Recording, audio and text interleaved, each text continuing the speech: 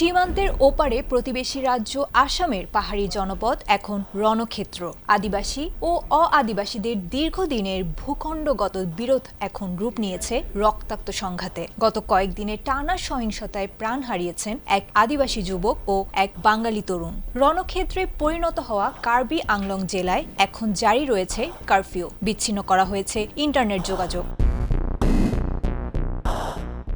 সংবাদ মাধ্যম বিবিসি বাংলার এক প্রতিবেদন থেকে জানা গেছে, ঘটনাটি মূলত জমি ও বহিরাগত বিতরণ ইস্যু নিয়ে। গত ৬ ডিসেম্বর থেকে কার্বি আংলংয়ের ফেলাঙ্গোপি এলাকায় অনশনে বসেছিলেন ৯ জন আদিবাসী সদস্য, যাদের দাবি ছিল আদিবাসীদের সংরক্ষিত চারণভূমি থেকে বাঙালি, বিহারি ও নেপালিদের উচ্ছেদ করতে হবে। কিন্তু সোমবার পুলিশ অনশনকারীদের শারীরিক পরীক্ষার কথা বলে সরিয়ে গুয়াহাটিতে নিয়ে গেলে উত্তেজনা ছড়িয়ে পড়েছিল। নেতাদের গ্রেপ্তার করা হয়েছে বলে রটে গিয়েছিল গুজব।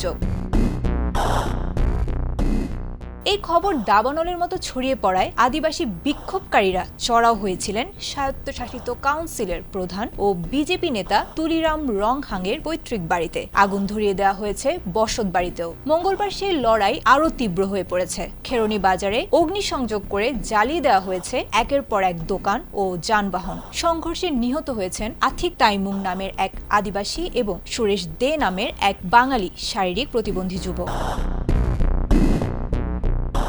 আসাম পুলিশের মহাপরিচালক হরমিত সিং জানিয়েছেন, পরিস্থিতি নিয়ন্ত্রণে আনতে গিয়ে আহত হয়েছেন অন্তত ৫০ জন পুলিশ সদস্য। এদিকে আন্দোলনকারীরা পুলিশকে লক্ষ্য করে নিক্ষেপ করেছে তীর ও হাতবোমা। ইতোমধ্যে সেখানে মোতায়েন করা হয়েছে বিশাল পুলিশ ও আধা সামরিক বাহিনী।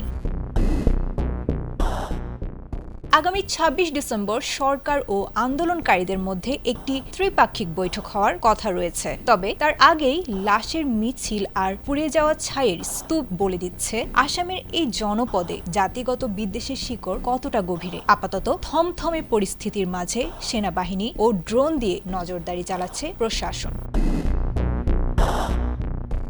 আয়েশা আক্তার, এটিএন বাংলা।